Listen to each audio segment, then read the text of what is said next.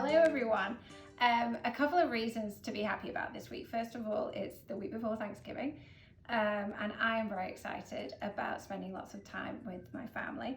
But also because we have another week of Chilean peonies. So just to be clear about this, our farmer here, actually in California, has only got a lot of greenery to sell. So he has partnered up with a grower in Chile, and because they're in the peony season, he's been buying Chilean peonies from a farmer over there, and then we've obviously been buying them from him. So it's kind of a nice way to keep the season going when there's not many cut flowers available in California. But I did want to be honest about that, because obviously like our whole ethos is about supporting farmers here in the US. So these peonies, you've got two different varieties. So the bigger white one is called a bowl of cream, and then the smaller sized one is Festiva Maxima. And I've just been playing with the heads of these to kind of soften them up a bit. They will open up over time. I have asked the farmer to give us them in a softer cut stage, which means that they are not so tight like balls, but they're kind of at a point when they're just about to bloom. So we're hoping that that's going to kind of work out. But obviously, if you do a couple of care tips with peonies, you kind of need to cut the stem of them every day if they are tighter, just to encourage them to get a new kind of surface area to enable them to kind of trigger water absorption. And that obviously helps soften the head, and then they open up over time. So peonies.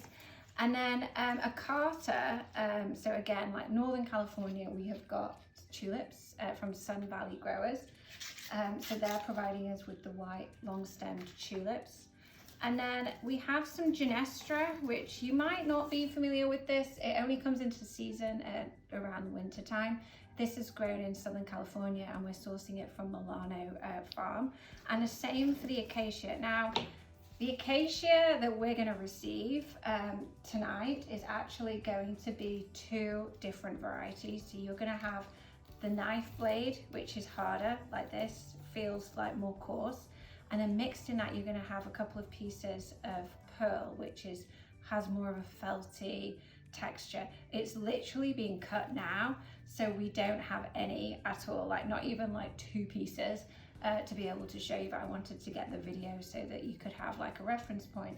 But just so you know, you are going to have like the blend of those two in the box, just to help give a bit more substance and texture to the arrangement. And then we also have a couple of antique hydrangeas, carnations. So first things first, I'm going to start with the Acacia first, and I have a shorter vase. So these pieces are pretty long, but I definitely would suggest kind of cutting them down to help create shape. So we're going to kind of cover the right and the left side of the vase with the Acacia. And then the smaller pieces, if you have any kind of small pieces from the ends, just put those in at the back, because it can help to kind of create a bit more structure to the vase. No piece is a bad piece. You're not going to see the ends of those because they have kind of a jaggedy edge. I always think it's nice to have a couple of shorter pieces at the front, just to help frame the front of the arrangement. And if you have like pieces like this with, I always call them arms, like multiple arms, then cut the arms off and then add those pieces in individually. So we're just kind of working, use the back pieces. No piece is a bad piece, this piece. I'm just stripping, so it's called knife blade, obviously for the texture, but you'll notice when you strip the leaves off the stem, it feels like a razor blade. It really does hurt your hand, so I feel you. The pearl is not as bad, but the knife blade is really rough in that respect. So let's see, we kind of want to balance it out a bit. Move that piece there. Great, and then I have a piece, kind of an ugly piece, that again, I'm just gonna put that at the back here, just to help kind of add a bit more structure to my vase. So the Ginestra is kind of a strange one, because you might have you've got two options. You can kind of cut the stem down and kind of add the cluster on either the right or the left side. What I like to do, and what kind of a lot of other florists use this for, is to kind of pull the leaf, almost like the leaves from the main stem, like this. And then you can use it to create really nice bundles. And just add it in between the acacia. So this is actually why it's actually quite expensive to buy Ginestra, for this reason, that it really gets used as a filler, but a very pretty one, and it has a nice fragrance to it too. So I'm gonna put that bit at the front. The benefit of using a shorter vase is obviously, like, you do have a bit more flexibility with that. I think this vase is like 5.5 inches, maybe 6 inches in height. There we go. So I'm just blending them in. And we can, what you can do with these is kind of bundle them together, and then we can redistribute them towards the end as well.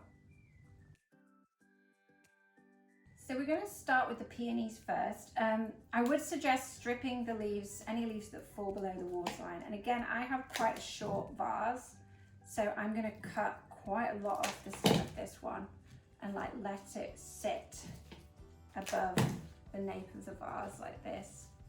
That's probably still a bit high. So obviously, if you're using a taller vase, you won't have to cut as much off it. And then the smaller peony, I'm just gonna help trigger, has a pink middle, so that's how you can tell the difference between the bowl of cream and the Festiva Maxima. I'm just gonna add at the back, behind the bowl of cream. So tulips next. What we're gonna do with these is just strip the leaves, cut the stems, because don't forget, tulips grow towards the light. As these soften up, one of the things you can do, and I love this trick, is you can just work your way around the petal to create, folding them inside out to create a star shape, which looks really nice. And then it's up to you. You can kind of keep them taller, cut them down shorter. They will grow up to find light, so you'll find them looking taller as the week goes on, which is nice because it kind of creates this like natural flowy shape. So I always just let them kind of take their place in wherever they want to fall eventually. So like this, it's nice to have one at the front that kind of leans out. So you can see how you can use them. This one would look nice over here to help complement the shape of the arrangement. And one of the things I'd say is that this arrangement is going to change a lot over time. So when you get it on a Tuesday or a Wednesday or a Thursday, the elements in it are going to be much more close. When you cut them down, put them in water, you really won't see the beauty of this until like day 3, I think. Day 2 or day 3 is when it really comes into its own. And then finally the carnations. So again, a couple of tricks with carnations is you can work your way around the petals, just folding them out, inside out. And the thing about carnations is they really hold for a long time. And so I like the fact that they last for a long time, but you can also create these really nice kind of cool shape. They are a filler flower, so it's up to you on where you put them. I mean, I tend to use them just to fill in any kind of negative spaces in the arrangement, so I might put one there. And then this one, I'm gonna stand up and see, have a look and see.